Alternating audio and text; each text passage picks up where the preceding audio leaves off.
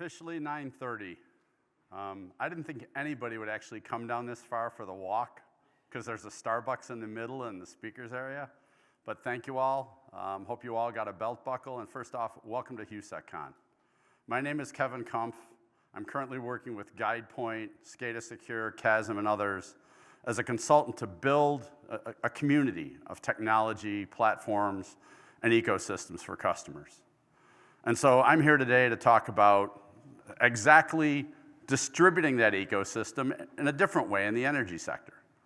In the energy sector, everything is coalesced. It's all tight little balls. As we call it, basically, it's a moated system per se, if you want to use militaristic terms. But now it's spreading out into what we're doing with distributed energy resources and battery energy storage systems. So I'd like to start out today just going over what that means, not just from the technology, but from the implementation of the technology and how it's going to affect things. And let's see, the clicker is not moving things. Your clicker's not working, so try it now. There we go. Great, thank you. So what does this mean from the basics? How many of you know the difference between power and energy? What's the difference, sir? Energy is how much you can do at one time, and power is the total amount. Yep, so if I told you at home that you plug a computer into an outlet and it says it needs this many volts, watts, amps, basically all those little numbers on the block, you can't turn around and say, I'm going to give you less than that minimum because it will shut down, okay? Energy drives that power. So today, that's your oil, your gas, your solar, your wind, all these sources. And so you're basically taking that, igniting that energy, and turning it into power. And that's really what the grid is. It's a distribution system of getting that raw material, that energy source, into power that we can utilize and harness and do things with. Now, the great thing about this is that I live up in the area of upstate New York, and we have Niagara Falls right there. Just move the slide forward. There you go, thank you. And so what we're seeing is that there's different types of energy. And I'll go through what those are right now so you can understand this, but chemical energy, that's bonds, molecules, batteries. You pass by a large landfill. The biomass, basically gases coming off of that. That process is turning things into fuel. Nuclear energy. I know there's a lot of people out here that are saying nuclear energy is a bad thing. I actually got to fly over 3 Mile Island 2 weeks after it happened on a school vacation trip towards DC. But that energy is making a comeback. And there's a reason for that we'll get into. And then the electrical energy that moves through the wires. You have alternating current and direct current. A lot of the things in the OT world for people here that are not OT people, but are here to learn, that's your 12 volt, your 24 volt, your 48 volt DC systems. 2 wires. Same as AC, except it's a direct current, not an alternating current for that. And then you have the kinetic energy, the wave of motions, electrons, molecules, and things like that are moving through. Next slide. This is why Niagara Falls is important. If you look in this picture right here, you see 3 distinct and different things. You see water underneath the ice, and you see a rainbow. How many of those are true energy sources? How many? Take a guess. All 3 of those. Why are they all 3 energy sources? Any idea? Yep. We have gravitational energy, which is the water flowing down. So as you drive along the Niagara River, there's these giant Comstocks. They're miles away from the end of the falls. But they've been drilled into the ground, so as the water comes down them, that water spins turbines, and basically that's gravitational push that's driving those turbines. Interesting fact about the falls is that right now, less than 25% of the water goes over the falls because it was moving back at such a precipitous rate that you were losing a foot to a foot and a half basically per year in areas of rockfall. So they had to slow the flow of the water down. A lot of that is diverted to the power. The next one is the ice. Ice basically, that can melt. And as that melts, that releases energy. And so you've now seen, from a chilling perspective as well, you want to cool something, you want to change something. You want to put an ice pack on your leg to reduce the swelling. That's basically a force of energy doing that. And the last is the rainbow. This is where you can have thermal energy, particles in the air that are moving about, that are causing basically the rainbow to produce energy. And that's what the spectrum really is, Mr. Roy G. Biv right there. So now that we've talked about what the sources are and where they're coming from and how energy is literally all around you, let's talk about energy transition. Next slide, please. What are we doing right now around the globe? From fossil fuels to renewables, right? Alternative resources. The funny thing out there is that we could have a debate all day long on what is an alternative energy resource, what is a renewable resource, and what basically is going to be a permanent fossil fuel or not a fossil fuel. Because people look at coal and say, that's a fossil fuel that's going away. But over here in the US, it may be, but in other parts of the world, it's growing. So we're just transitioning about what the sources are, but they're all needed in some form. The problem is this transition is complex. Resource availability. We talk about an energy crisis here in the US. In the 70s, people having to push their cars. I remember with my parents getting in lines at gas stations and waiting for hours to get gas and having cars in that line run out of fuel. So it's a really complex problem. When you don't have the energy, where do you get it from? And then resource control of those energies, number one is a top priority in the world here. It's right up there with the minimal resources that we're seeing with people that are needed to make the chips.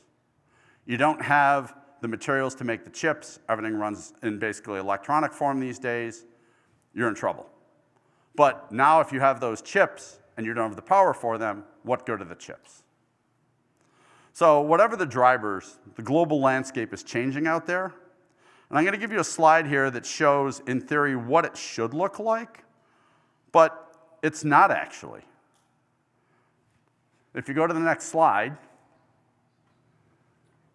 this is what they predict is going to happen with wind and solar. And you're seeing nuclear and other renewables basically cresting and then peaking off in 2050. And you're seeing fossil fuels peak off.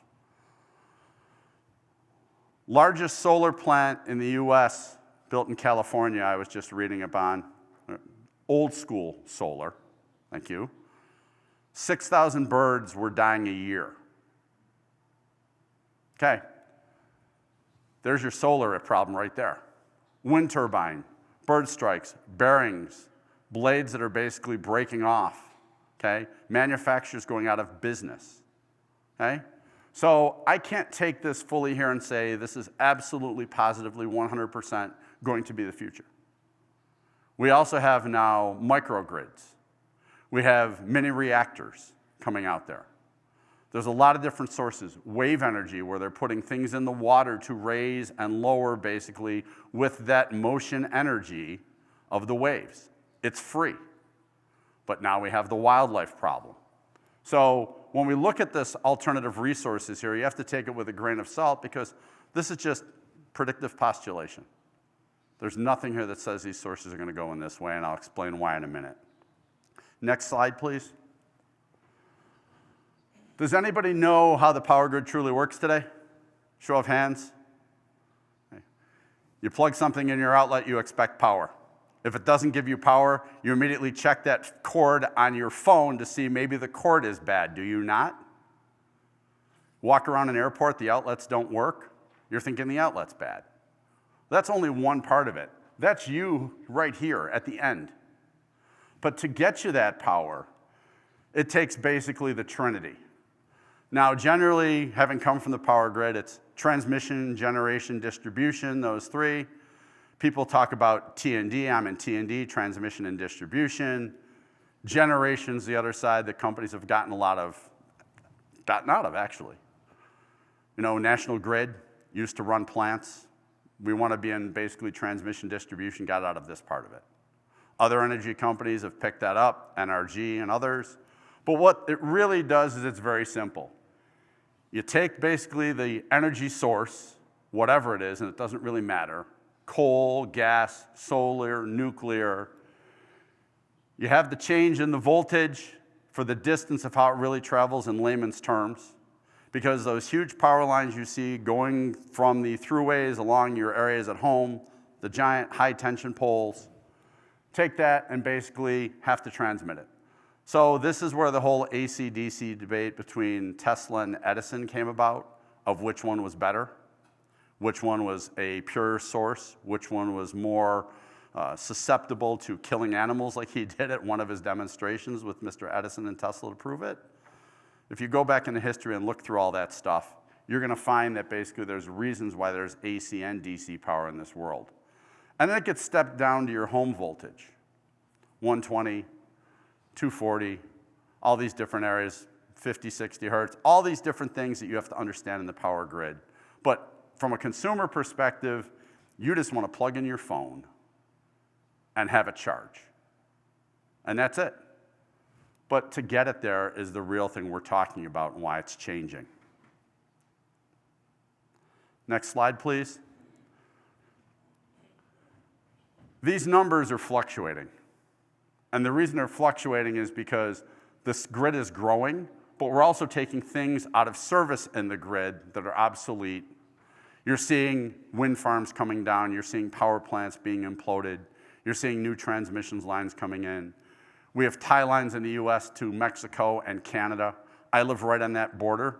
So Canada literally sends us a lot of power at certain times, and then the US sends them power back. And if you ever get the chance, if you're in the space, to visit one of the ISOs or their command centers that they have around in Albany and other places, which is very interesting, I'm just going to tell you this. You go into the one room above the operations center in the facility in Albany, and they have a light switch that turns the window from opaque to basically clear, vice versa, right? See through it, can't see through it, because they don't want you to see what's going on the floor, right? But you can go online, Google the New York Power Authority and others, and see those control rooms all online, which is kind of funny, I think, because we're trying to shield and prevent people from seeing it with a glass, but yet you can go on and take a photo.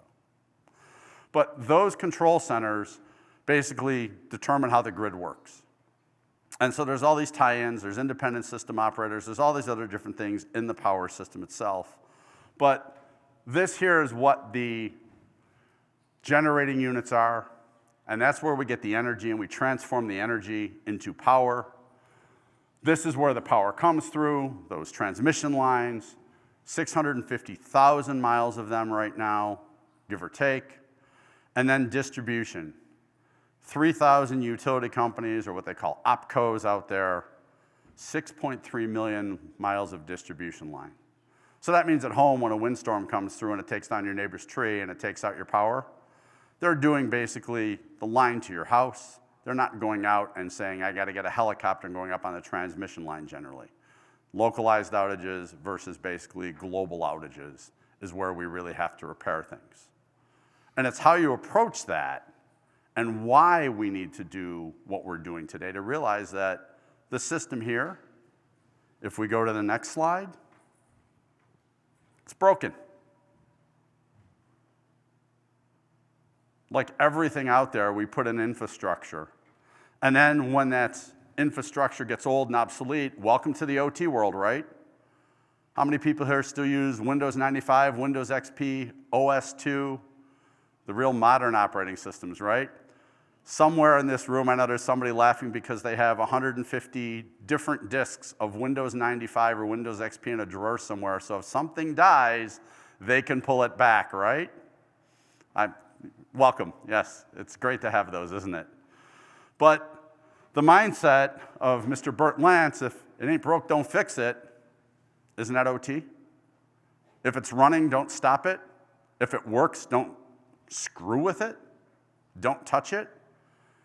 And there's reasons for that, because most people can't figure out how to fix it. So we're coming to the point now where we're going to get into something called Peak 65. And having come from Avangrid, one of the truly interesting things was when we went through one of our scenarios of how are we going to do things if we have an outage? How are we going to do things if we have a cyber attack? They still have dial gauges in a lot of the facilities in many of these places. Hundreds of substations scattered all over the place. 3 people in the entire organization that could read dials. Doing new math here, that still doesn't divide enough people, even with AI. So the grid is broken, and it's broken not just on a physical way, it's broken from a people, process, technology way. Next slide. So here's the shift. Energy resources are moving. We've got that. Microgrids are coming in. And I'm sure a lot of you have heard about these little microgrids, or somebody's putting up a wind farm or things. Back in the day, years and years and years ago, when I did stuff in the music industry, Greenpeace went out and actually recorded a concert that was live with this semi-trailer that was the entire studio right there on site with solar panels and everything else to record this album, and it was touted as awesome. I have a signed copy of it at home from some of the artists. And that was basically the first start of a localized mobile grid. You could do everything right there in that trailer. Consumer and business demand. Years ago, you had what, 1 electronic? How many of you carry just 1 electronic today? Yeah, exactly. Why? Convenience. I want to keep my work stuff separate from my personal stuff. I have to have a TV in every room. Go out and scan your network at home and see how many TVs and other devices want to connect in. They all take energy. Even if they're turned off, they take energy. And peak 65, as I mentioned. In the US alone, 11,400 people per day are saying adios. The problem is a lot of those people are in OT. And the funny part about it is that those people that are leaving in OT have all the knowledge up in their head of what they're doing and how it works. And then we've got the geopolitical and cyber threats that are coming in. Next slide. Other things that we have to really look at. Modernization and digitalization. Transforming the people, processes, and technology of the workforce that operate it. It's that simple, guys. You know, everybody talks about AI is changing the world out there. Whether it's for the good or the bad, it's taking more energy, and it's making us rethink how we do things. Six Sigma, Lean, all these things were about the process. Now they're taking and saying, what if we fed all that information into AI and made the process simpler? So before, in the old days, when somebody would walk around with a Post-it note and say, every time you touch something, let's put a mark on this piece of paper, and it'll tell you the steps in the process. People are just saying, feed that into AI and figure out a better process now. Aging grid. 50 to 75 years is what the quote-unquote current modern grid is. Now, we do have things like smart meters and things like that, and I've seen those out there.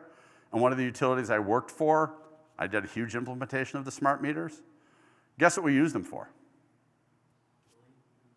Yeah. Turning off people's meters if they didn't pay their bill. There was no energy monitoring regulation, let's figure out how we can do this better because that would cost money. This was the let us save money by playing whack-a-meter. Now they don't have to drive a vehicle out there, now they don't have to get in a confrontation with a person, let's just turn off the power remotely. So, it's not really a smart grid, it's basically a weaponized grid in some ways, because we're not using it the way we should have. And then the directional shift. The grid system that I showed you went one way. It went from generation to transmission to distribution, right? Guess what? Now it's a two-way grid. How many of you years ago had smart thermostats in your homes that all of a sudden they could be accessed over the internet accidentally? Oops. People could actually send, having worked in the space and having to deal with it firsthand, people could actually take that meter at home, adjust the thermostat, change what the demand was, and they were basically force-feeding things back into the operation centers of the grid. That's sitting there going, how much power do I need to put out? How much power do I need now? How much can I reduce? How much do I increase? How do I stabilize? And so now they were actually having a human impact on the grid from the smart meter side. So the two-way system is what we have now. And then the biggest factor is NIMBY, Gumby's best friend. Everybody loves Gumby. Everybody hates NIMBY. And I'll get into what NIMBY is going to do to us in a second here. Next slide. Remember the old grid? It went from the source, transmission, distribution. Here's the new grid. Power companies hated the fact that you could put solar on your roof and feed back into the grid. And I have a couple friends that if you want to stop by the booth and see pictures where they're putting massive battery banks in their house that are feeding back into the grid, and they're proud because, hey, my energy bill was negative $45 this month. How do you get that? I'm going to give you more power than you give me. They're using it as an on-ramp to basically generate power, and the utilities are like, what am I going to do with this? I'm losing money. That's what the two-way system really gives us today, though, is it gives us that ability to take sources from anywhere and use them everywhere. There's a company I worked for before. They'd wake me up at 2, 3 o'clock in the morning on god-awful times to log in to give people access so they could sell excess power from their company near the falls. So they make money. By the end of the year, they were making more money from the energy than were from the product. So if you think about that, that's a change to the grid and how it works. Next slide. First off, I'm not a Star Trek fan. I know people that are, but I went to college with enough of them, but I felt every time they said this line in a college course or something like that, when I said, you know, are you studying tonight? One of my friends would come back with this line. And it is so true for the grid. Why is it growing? Well, we've talked about the human interest in tablets and other things, right? AI, data centers, smart vehicles, smart cities. Everything they're calling smart, it takes energy to kick that smart start. It really does. Without the energy, there's nothing. We're not talking about people doing physical things at this point. We're talking about plugging in a device and it telling you what to do. So 4.7 over the next 5 years, I think that's low. I think that's really low. And the demand, though, is going to increase. But guess what's happening to the human population? It's actually declining, especially here in the US, hence peak 65. That's why we can't fill the people for the jobs. So we're now declining population, but we need more energy resources for them. And then the last, the data centers out there. Virginia is the pathway. Where I live, there's more dark fiber than certain areas of the United States, outside the major Virginias and Texas and stuff, that goes right into Canada. They're looking at data centers it up. I have huge Yahoo data centers up near me. Because if the fiber's there, which is the on-ramp for these, and the power's there like Niagara Falls, we're going to start to build data centers. And we're seeing that. We have crypto mines in our neighborhood that are now being forced to shut down, and I'll explain why in a couple seconds here. But this is what we're trying to do now, is increase that grid that is overstressed, that we have brownouts, that we have rolling blackouts, and you're going to add more power to it? Not happening, people. Next slide. So we came up with microgrids, the little engine that could. How many of you here are familiar with the term microgrids? How many of you have ever actually seen one in action? So, near me, we have somebody that put up a crypto mine in a trailer. Running like crazy there, got the cheap power, put it on an old power plant site, and said, hey, I'll take part of this lease over for you for the plant that shut down. But now they have another problem. The noise the fans make is killing the neighborhood.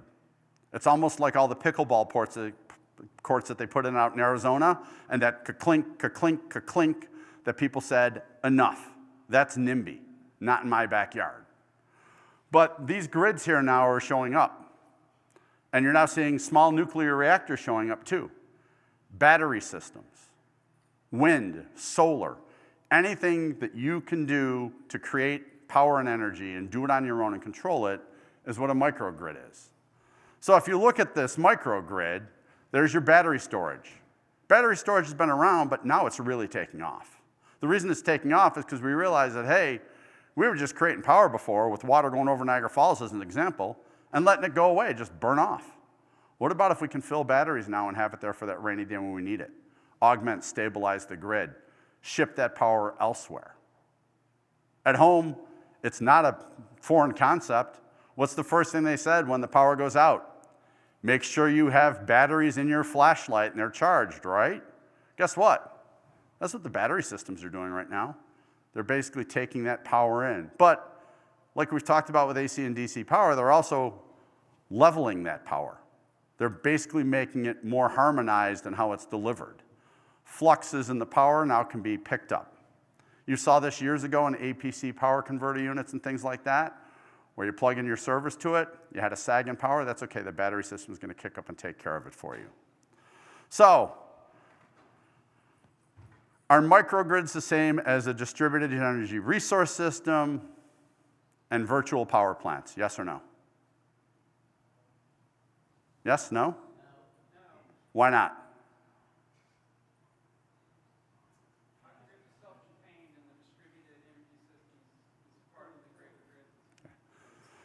So that's a yes and a no response because microgrids are self-contained, but now they're talking about distributed energy resources where now at home, you have the home area networks, the human side of the meter, that is now controlling how much power they're putting into the grid and things like that. So you have solar on people's roofs.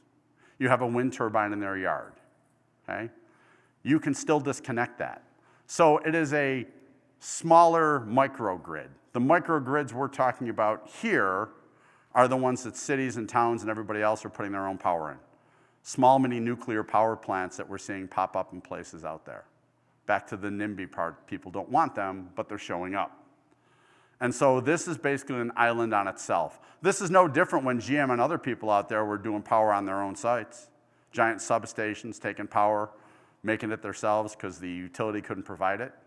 But that's what the microgrids are today. And now our favorite. Next slide, please. Battery energy storage systems. This is where people are now talking about all the buzz. How do we take that battery and harness it and make it useful? What's on the far side? Energy. What's it doing? Feeding a battery. What's the battery then doing? Feeding the end users of that, a data center, a human being, whatever you want. This is what we're doing right here. It doesn't matter the generation type of this. What's the biggest concern with people with batteries out there today? Fire. Okay? Get on an airplane. Uh-oh. Better take that out. Better not have an e-cigarette, a battery in your laptop, a battery in your bag, a battery even in your hearing aid for some of these things now, which they're all worried about. Look at your automotive fires out there. They burn so hot, they're having to find new ways of injector nozzles to put right into that vehicle to cool the battery. They don't have enough water on the trucks. But the battery materials are changing. And one of the nice things about it is that anytime there's change out there, there's improvement to safety. Okay, so they just did a burnout in California, I think it was, Brian. You're the battery expert. And how long did that burn for? Days. Yeah, San Diego. Yep. What was the safety risk to the society at that point? Nothing. It didn't go far. So we can now self-contain those, but we have these older batteries that are out there. That's part of the concern.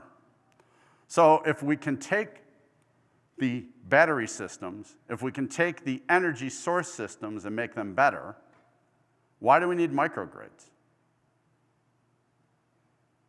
Because the utilities have all that legacy infrastructure to update, maintain, and fix. And so that's one of the key pieces here is that before it was just, hey, the end consumer needed more power. That's great, we'll just increase power. But now it's to the point where those lines and that infrastructure can't take it. So you're gonna go back and fix the old entire infrastructure. You're gonna start to get creative and now put in grids of batteries, solar, wave, whatever sources, and make a microgrid. Yeah, Duke Energy and others are doing it already.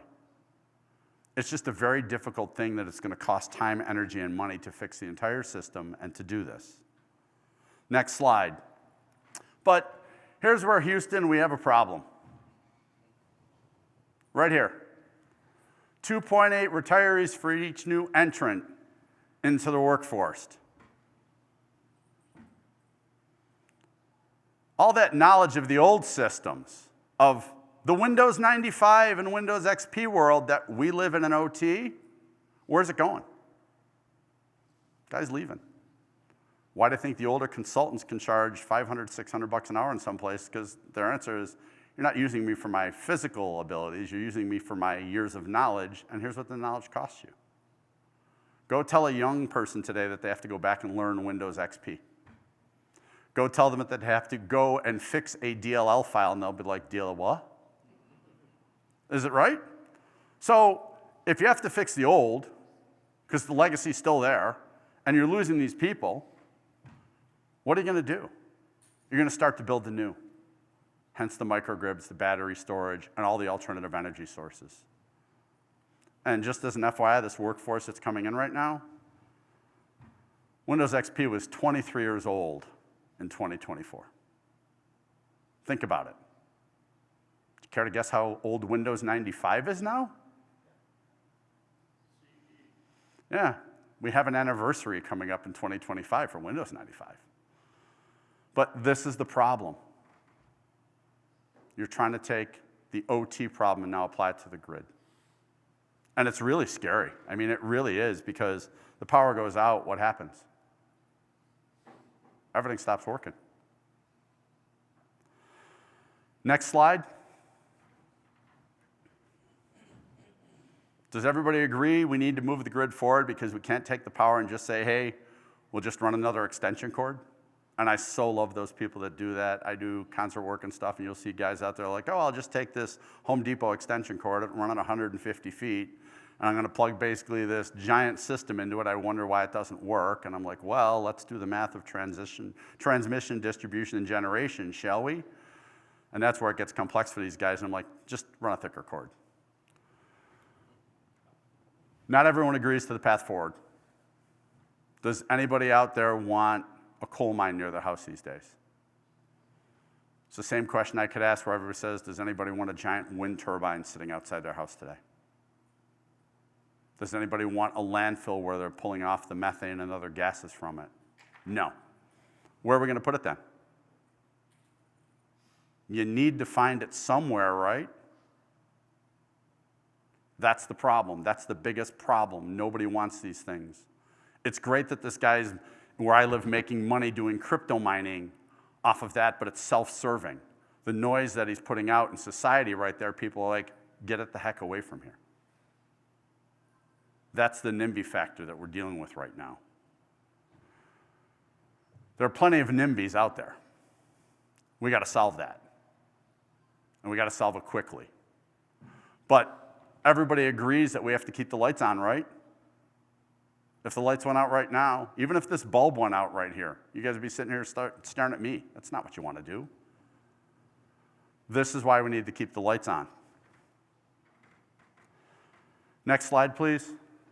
So remember I talked about an energy problem in the US? Back in this would be the Biden administration, we were actually producing more energy and selling it than we needed in the country. What's the problem? Wrong type of energy for certain things and the wrong locations. How do we get it there? We can pull crude and stuff out of the ground here. Is it the same crude that we're going to make and turn into fuel for cars, jet fuel, lubricants, other things? Those are all different things in the chemical of that oil we make. And so crude oil rose, methane rose, that's great. Coal went down, but now you're going to see coal come back because other parts of the world are starting to gravitate to that. Notice where we have nuclear and renewables right here. Nuclear's never gone away. It just had a giant oops, and then another big one over in Russia that was a really bad oops. And Russia's problem was not because something went wrong with the system. The operator said, hey, let's test what would happen if we did this on a live system. And they learned quick. Let's shut this down. Boom, they were gone. So there's a fear. But the new nuclear you're seeing coming out is actually much safer. And you're going to see more and more of it. And the renewables, are also rising. But does anybody think there's an absolutely green renewable out there? Every one of them takes money to produce. The solar panels, the turbines, extracting methane from the ground, extracting gas, those all have cost to them. So we can talk about green all you want. I look at it and say it's an alternative, a new, whatever you want to call it, energy source that is providing power we need for society to grow and to function. Next slide, please.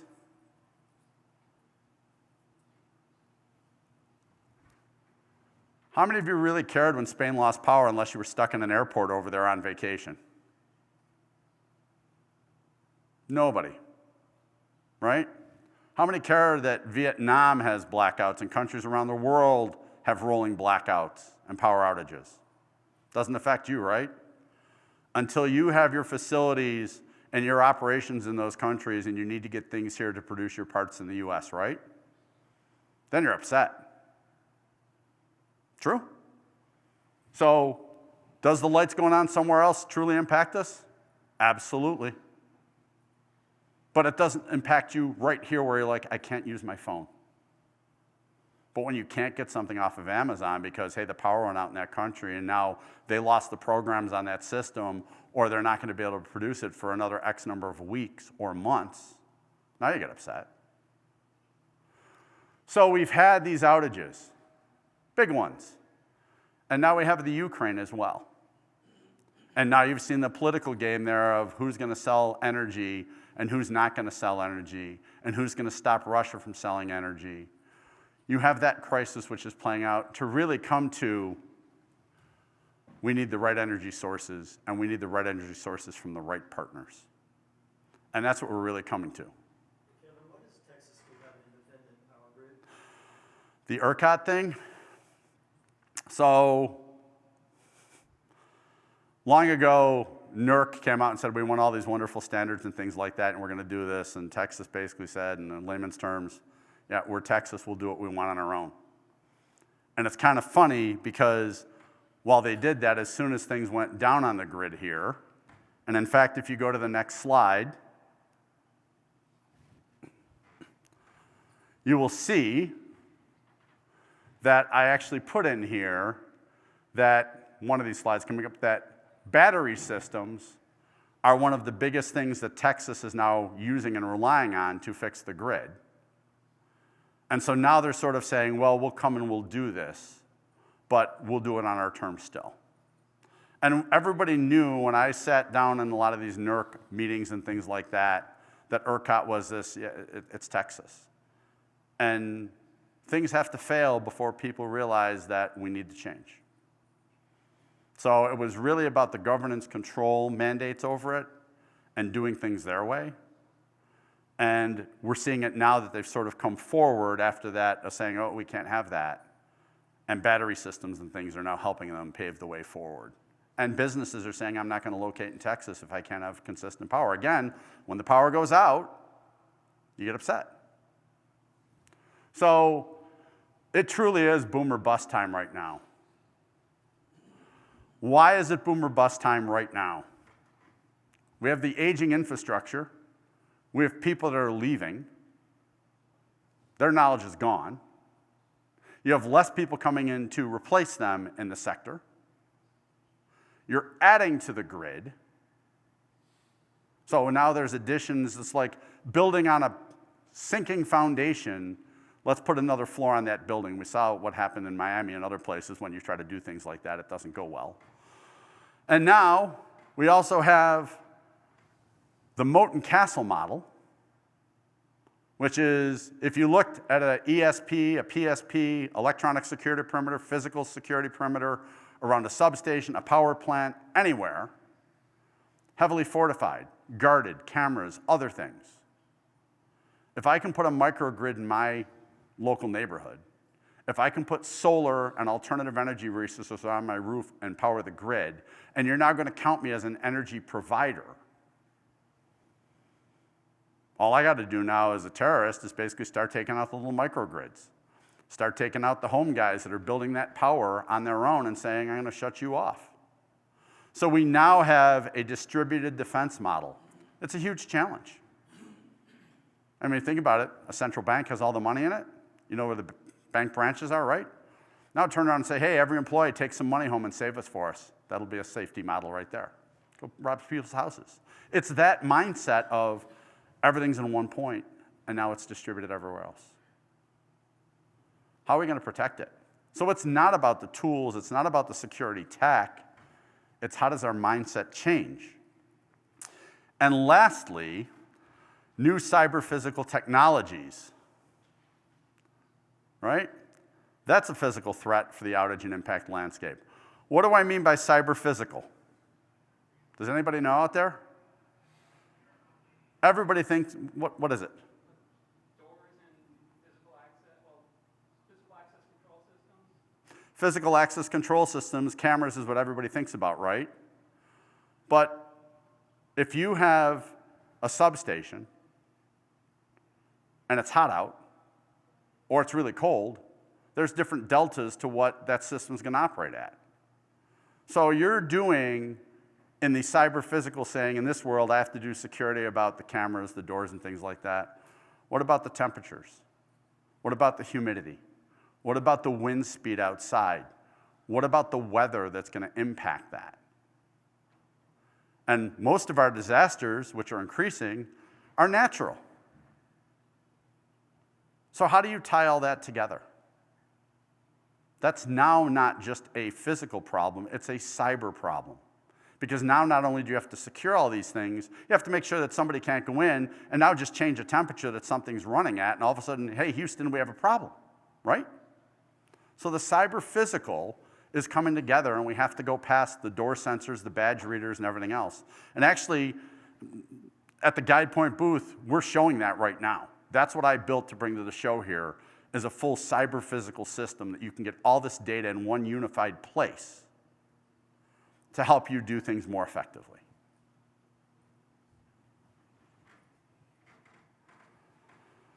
Let's end on a positive note, shall we? This is what NERC has done in action here recently. Large Loads Task Force. They're figuring out and looking at how these data centers, AI, and everything else are going to hit the grid.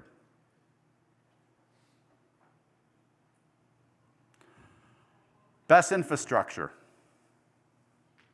There it is, Texas as an example, when you asked, right? 2026, nearly 65 gigawatts. I'm sure people here don't realize what a gigawatt is. They probably can go back to the future and go, what's a gigawatt, right? It's a lot of power, okay? And then Spiderwig, which is kind of funny. I love the name, but if you ask anybody what it stands for, they're like, I don't know. It's like PCMCIA, which I still know what it means, but I'm not going to recite it today. Many people are like, oh, that's PCMCIA. But it's the System Planning Impacts of Distributed Energy Resources Working Group. The three words you need to take out of there are distributed energy resources, which is DERS, which is microgrid. There you go. They're now looking to track that and to work on that.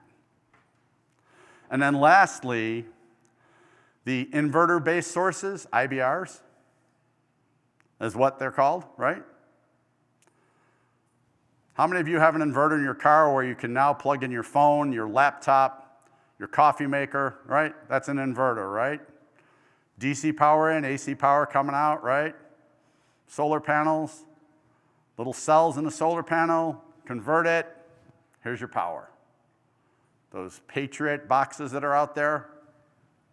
So these are the things that are coming into the grid because they're now drawing in energy from sources in nature.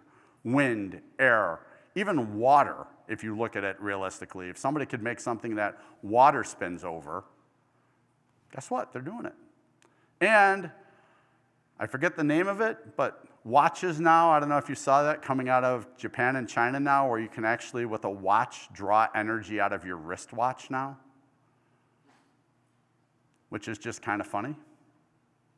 But that's what we're dealing with out there is all these different sources. But NERC is on it. And so I'm glad we have NERC. And with that, any questions?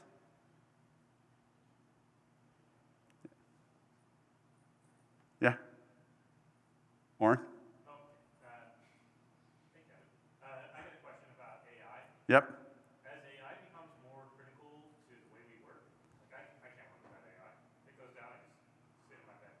But as that happens, do you think that it will be prioritized as critical infrastructure in terms of energy?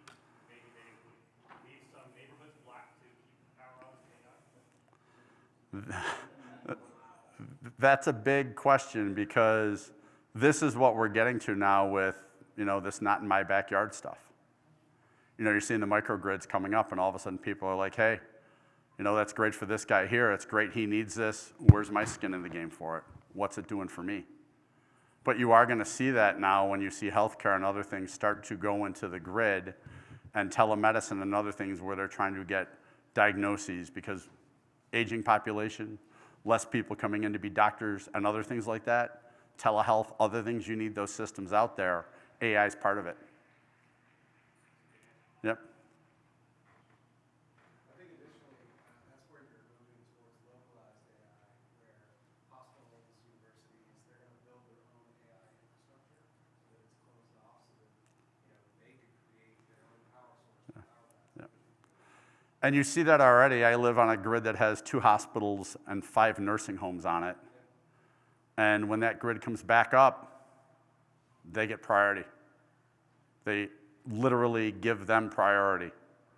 So if you look at AI being used and all these things becoming that center point, to your point, now what do I do with this? And that's where the NIMBY conversation comes in because I'll be like, it's AI, it doesn't matter because people don't know what AI really is doing. A hospital, they know. You go there, people get sick, I have to keep them healthy. Senior citizens, the heat has to come on or they'll pass away. Or other things happen to them. So you already see that in the grid. There's prioritization. Any other questions? Was this helpful or was this too much?